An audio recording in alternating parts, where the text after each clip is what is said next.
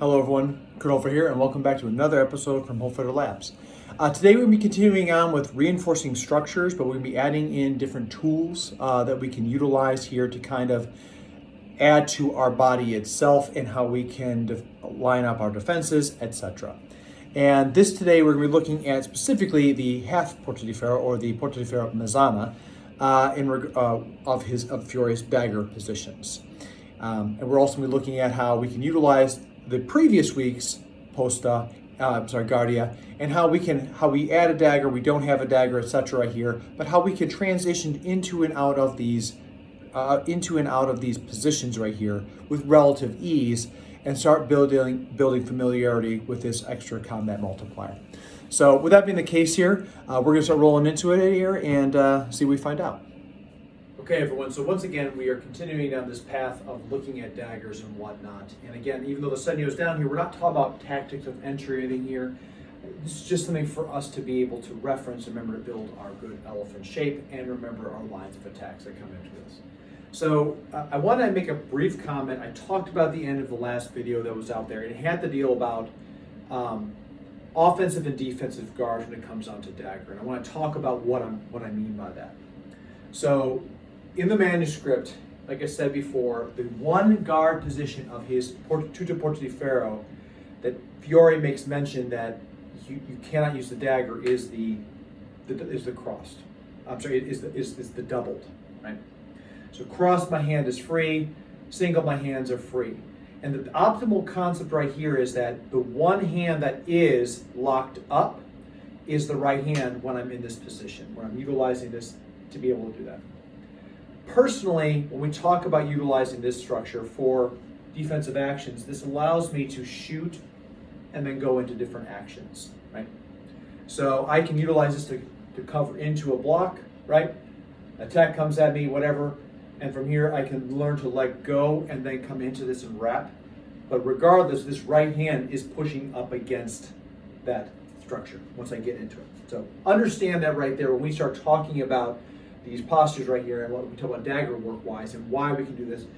That's the one guard out of all of the five where he states that I cannot use my dagger in this position. And that is what my interpretation is to why is. But with that being the case here, we're going to be continuing on with our exploration of learning more structures and adding more tools to our array here. And to do that today, we're going to introduce two more, and this is his Mezzo Porta di Ferro, his half iron gate. And we're talking about now utilizing with a dagger in hand. So for the dagger in hand, Fiore shows you have two ways of looking at this. I can be like this with a dagger, right? And you have your hands in place here where I'm utilizing this dagger place right here. I personally think that you're more along the lines of utilizing, again, this kind of upward structure. It's a continuation of frontale. When I shift from Porta di Ferro, from this position here, into this posture. So I'm just utilizing posture frontale, but once again, I have doubled up with a dagger. Okay. The other piece about this is that essentially I can utilize this by pulling back and then getting into position so I can take action. And then once it's there, I can go for different types of strikes. And you can see already utilizing some of the mechanics we talked about before with Dente di Cingaro, Posta Longa, Posta Frontale from his Abrazari section. The next concept we have here is, again, we're utilizing it, but we have ourselves in utilizing the mechanism from before of crossed Tutto Porta di Ferro, right, where we're here. But now we're in a position where we have the dagger that's in between us right here. So just like with the other one, this is a shortened guard. I don't have a lot of long range position on this. I'm giving up range for reinforcement of structure. Now you can already see how long this thing is here. And we're going to talk about that later on when we start talking about the basics of entry and cover mechanisms. But this kind of tool against us, and this is pretty close to some of them, it's a good analog. That means that when I come in here, if I come up like this with my hand, this dagger is still coming over to a certain extent. And as my hands get crossed, you can already see this thing is touching me here in the neck, in the chest, etc. So, whole point right here for today is we're looking at the mechanic of what happens when we have these different types of guards, the five dagger positions that he talks about here, and how you might actually have a dagger with it, and what that does for us and how we've already been doing this with the other guard positions we've been talking about, as well as within the Abrazari section. So these are just adding, again, material pieces into the whole structure that we've already been layering on that add to the elements of it all, right? So again, the big thing right here, we're talking about the first one here, Mezzo Porta di Ferro, right? So we're here in this position. I'm allowing myself to hold the dagger. It's here in front, in this nature, and I can flip it over also where I am crossed. So we have these two different directions of it all, right?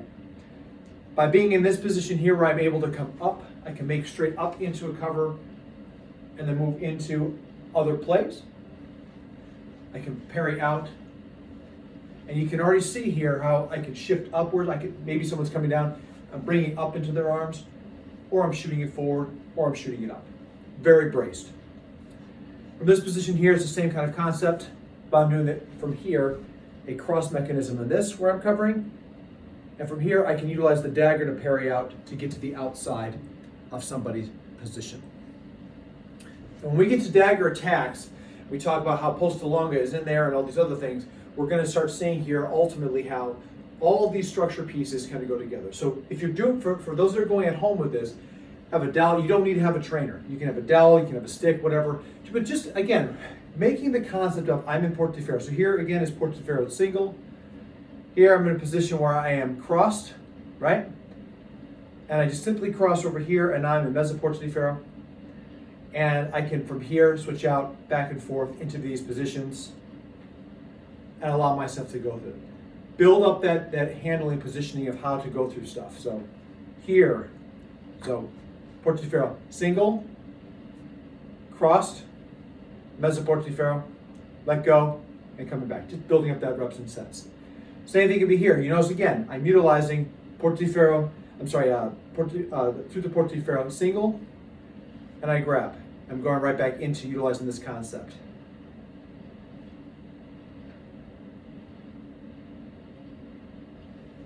Right? So once again, different ways of acting and attacking from different line values.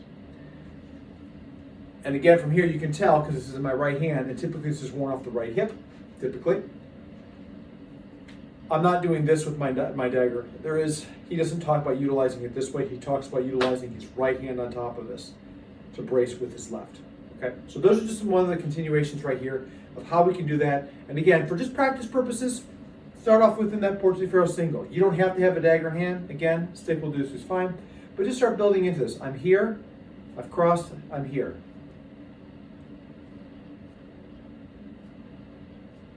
Okay, same thing this way.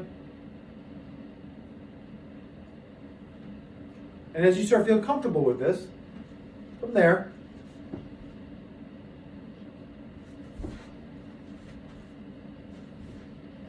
just get used to how that works together and play with it. We're not talking about tactics yet. We'll do that later on. But this is just, again, learning how to reinforce, using the dagger, and adding a little bit of hand drill options right here, which allow us to get comfortable with this combat multiplier in hand. So once again, this is very, very much so about handling. And the way that I'm hoping that people take these videos is that you are practicing moving, and then as you are layering in your own training, whether this is at home or whether this is for the group that we're training with right now, the Triangle Sword Guild, my hope is that essentially you take this information, you take this training, and you add and layer upon different layers of what you're already doing. So that, in the very beginning here, we're making structures, we're practicing footwork. Well, now we're start adding combat multipliers like the dagger here, and allowing ourselves to develop different types of hand grips and whatnot. A quick note about this, when we talk about blade grabs and whatnot, I understand that some people are very hesitant about that out there.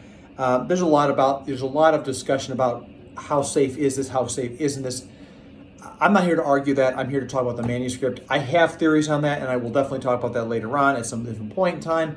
But for right now, I'm exploring with what the maestro has talked about in his manuscript so that we can kind of extrapolate this out further and build in probably the personal programming that we have here within the body to develop the skills necessary to accomplish some of his plays and actions. Again, this is a trainer that I had here. It's relatively small. I would not recommend this for sparring whatsoever. I mean, even though there's no point on this right here, that's a lot of puncture power that's within this, which is actually probably a lot more akin to what a rondel was, except for making this a little more pointy. So keep that in mind. Big things right here, again, as you can tell here, we're throughout his entire concept of dagger, we are also noticing that we've come from single to doubled to crossed to double again with the dagger, and then double crossing, right? So we're seeing from a very beginning of being very loose all the way to and through being very, very, very reinforced. And each of these have got pros and cons that will be available to people as they go through different levels of training. So with that being the case here, everybody, I want you to understand here, like I said, this is just more mechanics. Please continue your footwork training out there. Please continue your observations within your body, and make sure that your structures out there fit the vessel that you are in. That's going to conclude this video here. Once again, please, if you've liked this, consider subscribing, liking this, and sharing with a friend out there who may be a practitioner or interested in the practices of Fiore. I think it's a wonderful practice for everyone else that everyone can enjoy and find enrichment in. And if you have any thoughts or considerations, please leave a comment below. I'd love to hear what your thoughts are in regards to these guards or any of the training that's been happening so far. So with that being the case here, until next time, everybody, please stay safe, train well, and fight on.